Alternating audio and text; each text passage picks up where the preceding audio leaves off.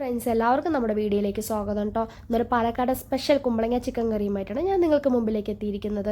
അതിനേക്കാൾ മുമ്പായിട്ട് ആദ്യമായിട്ട് എൻ്റെ ചാനൽ കാണുന്നവരെല്ലാവരും തന്നെ എൻ്റെ ചാനൽ സബ്സ്ക്രൈബ് ചെയ്ത് അടുത്തുള്ള ബെൽ ബട്ടൺ കൂടി ക്ലിക്ക് ചെയ്യണേ.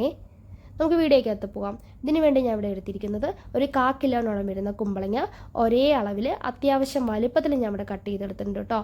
പിന്നെ ഒരു 1.5 തക്കാളി, ഒരു വലിയ ഉള്ളി, കുറച്ച് കുഞ്ഞുള്ളി, 2 പച്ചമുളകാട്ടോ എടുത്തിരിക്കുന്നത്. പിന്നെ 1/2 കപ്പോളം വരുന്ന തേങ്ങ, നമ്മുടെ കുമ്പളങ്ങയുടെ അതേ ക്വാണ്ടിറ്റിയിൽ ചിക്കനും കൂടെ ഞാനിവിടെ എടുത്തിട്ടുണ്ട്. അങ്ങനെ ഇതൊക്കെയാട്ടോ നമ്മുടെ കറിക്ക് ആവശ്യമായിട്ട് വേണ്ടത്. ഇനി സ്റ്റൗ ഓണാക്കി ഒരു പാൻ വെച്ച് കൊടുക്കാം. അങ്ങനെ പാൻ ചൂടാകുന്ന സമയത്ത് ഞാൻ ഇവിടെ വെളിച്ചെണ്ണയാണ് ചേർക്കുന്നത്. നിങ്ങൾക്ക് ഓയിൽ വേണമെങ്കിൽ ഓയിൽ യൂസ് ചെയ്യാം കേട്ടോ.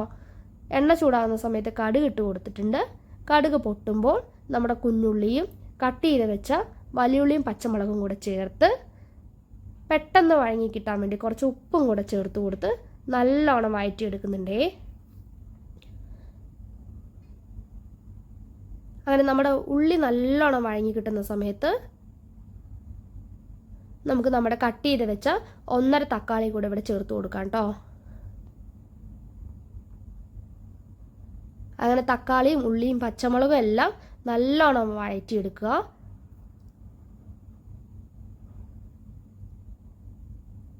എന്നിട്ട് നമ്മുടെ മസാലയെല്ലാം ചേർത്ത് കൊടുക്കാം. ഇവിടെ 1/2 ടേബിൾ സ്പൂണോളം മഞ്ഞൾപ്പൊടിയും 1 ടേബിൾ സ്പൂണോളം മല്ലിപ്പൊടിയും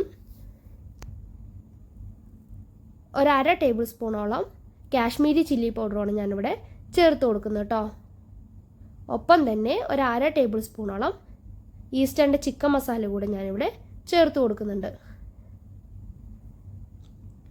എല്ലാ മസാലയും ചേർത്ത ശേഷം മസാലയുടെ ഒരു പച്ച കുത്ത് മാറുന്നത് വരെ നല്ലോണം ഇളക്കി യോജിപ്പിക്കുക കേട്ടോ. അങ്ങനെ നമ്മുടെ ഈ പരുവത്തിലാവുന്ന സമയത്ത് നമുക്കിതിലോട്ട് നമ്മുടെ കട്ട് ചെയ്ത് വെച്ച ചിക്കൻ കൂടെ ചേർത്ത് കൊടുക്കാം.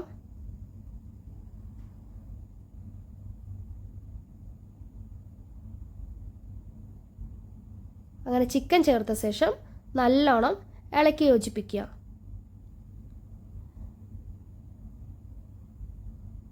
എന്നിട്ട് നമ്മുടെ ചിക്കനിലേക്ക് ആവശ്യമായ ഉപ്പ് കൂടെ നമുക്ക് ചേർത്ത് കൊടുക്കാം കേട്ടോ.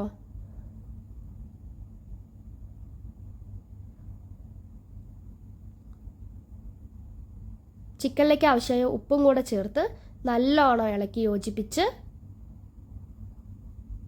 കുറച്ച് വെള്ളം കൂടെ നമുക്കിവിടെ ചേർക്കാം. ഒരുപാടൊന്നും വെള്ളം ഒഴിക്കേണ്ട ആവശ്യമില്ല, കാരണം ചിക്കനിൽ നമുക്ക് വെള്ളം വരില്ലേ.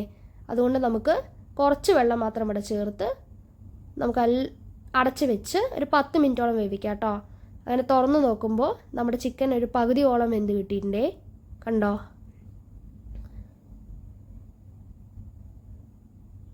അങ്ങനെ ഈ ചിക്കനിലോട്ട് നമ്മുടെ കട്ട് ചെയ്ത് വെച്ച കുമ്പളങ്ങ കൂടെ നമുക്ക് ചേർത്ത് കൊടുക്കാം കേട്ടോ.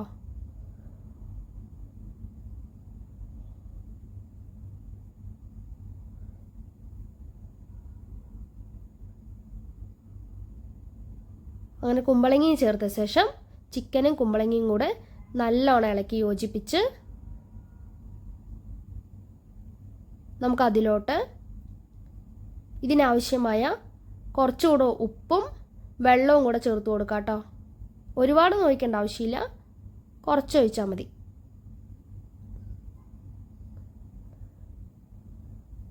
കുറച്ച് വെള്ളവും ഉപ്പും കൂടെ ഞാൻ ഇവിടെ ചേർത്ത് കൊടുത്തിട്ടുണ്ടേ. എന്നിട്ട് നല്ലോണം ഇളക്കി യോജിപ്പിച്ച് വീണ്ടും നമുക്കൊരു 10 മിനിറ്റോളം അടച്ച് വേവിച്ചെടുക്കാം കേട്ടോ.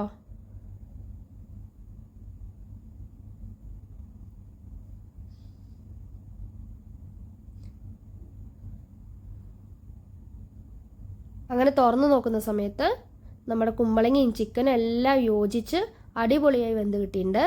ഇതിലോട്ട് നമ്മുടെ അരച്ച് വെച്ച തേങ്ങ കൂടെ നമുക്ക് ചേർത്ത് കൊടുക്കാം. അങ്ങനെ തേങ്ങയും ചേർത്ത് നല്ലോണം ഇളക്കി യോജിപ്പിച്ച് വീണ്ടും നമുക്കൊരു 5 മിനിറ്റോളം അടച്ച് വെച്ച് വേവിച്ചെടുക്കാം. അങ്ങനെ തുറന്ന് നോക്കുമ്പോൾ നമ്മുടെ അടിപൊളി ചിക്കൻ കറി റെഡി ആയിട്ടോ. അവിടെ കണ്ടോ? ഇതിലോട്ട് രുചി കൂട്ടാൻ വേണ്ടി നമുക്ക് കുറച്ച് കറിവേപ്പിലയും കുറച്ച് മല്ലിത്തഴയും കുറച്ച് പച്ച വെളിച്ചെണ്ണയും കൂടെ നമുക്കിവിടെ ചേർത്ത് കൊടുക്കാം.